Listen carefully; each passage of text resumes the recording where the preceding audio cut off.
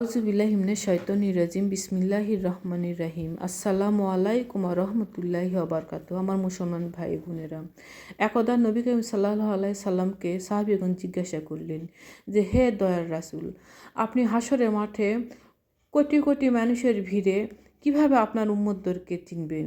তখন নবী করিম সাল্লাল্লাহু আলাইহি সাল্লাম বললেন যে, সাহাবীরা শুনো, দুনিয়াতে যে ব্যক্তি প্রত্যহ ৫ ওয়াক্ত নামাজের আগে অজু করবে এবং সর্বদাই অজু অবস্থায় থাকবে, পাক পবিত্র অবস্থায় থাকবে, ওই অজুর পানি তাদের শরীরের যে যে অংশে লাগবে, আর ওই ওই অংশটুকু হাসরের মাঠে জ্বলজ্বল করে জ্বলবে। আর তখন ওই জ্বলজ্বল করে জ্বলা অংশটুকু দেখে আমি চিনব যে এটা আমার উম্মত।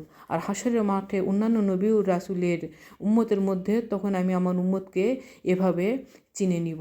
সুবহানাল্লাহ, সুবহানাল্লাহ, সুবহানাল্লাহ। কত সুন্দর ও কত বড় একটি কথা।